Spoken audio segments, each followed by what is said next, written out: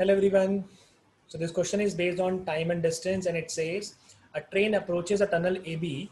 Inside the tunnel is a cat located at a point that is 3/8 of the distance AB measured from the entrance A.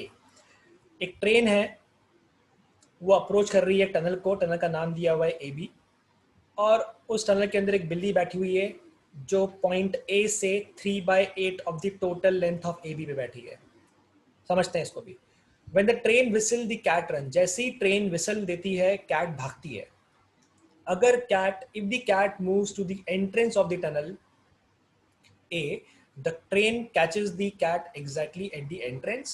If the cat moves to the exit B, the train catches the cat at exactly the exit. Find the ratio of speed of train to speed of cat. Okay, so question में क्या लिखा हुआ है बहुत देर समझते हैं. An actual cat variety है ये, और क्वेश्चन बहुत सिंपल है. इक्वेशन वगैरह की जरूरत नहीं है, प्योर लॉजिक से सॉल्व हो सकता है. कैसे, ध्यान से देखिए. ऐसा बोला हुआ एक टनल है, इस टनल का नाम दे दिया अपन ने ए बी. फिर आपको ये बोला हुआ है कि जो टनल है ये जितनी भी लेंथ थी उसके 3/8 डिस्टेंस पे एक आपकी बिल्ली बैठी हुई है, 3/8 ऑफ द टोटल लेंथ.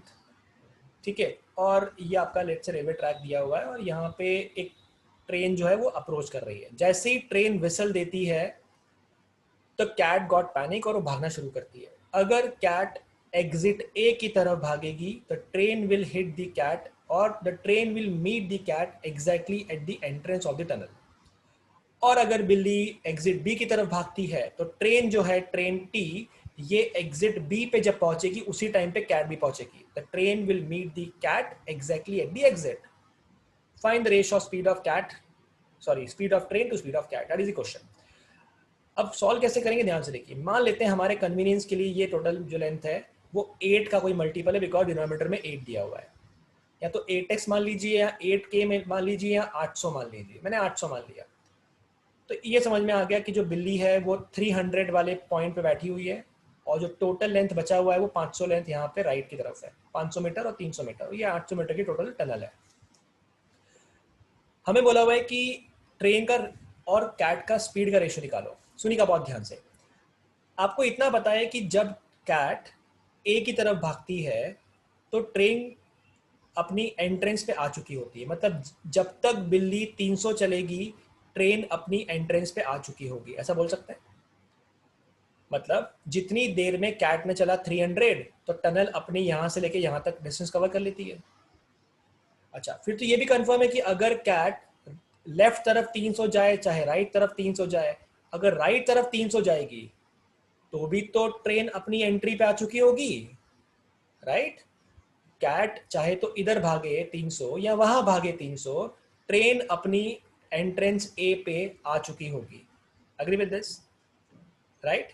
अब ध्यान से देखिए. अब मुझे इतना बताइए कि अब कैट के पास कितना डिस्टेंस बचा है चलने के लिए. कैट को चलना है बचा हुआ डिस्टेंस, ये टोटल 500 था, 300 चल चुके हैं. अब जितनी देर में कैट चलेगी ये वाला बचा हुआ 200 डिस्टेंस.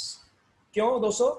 क्योंकि इस पॉइंट से जब वो 300 चल चुकी होती है तो ट्रेन अपनी एंट्री पॉइंट पे आ चुकी होती है.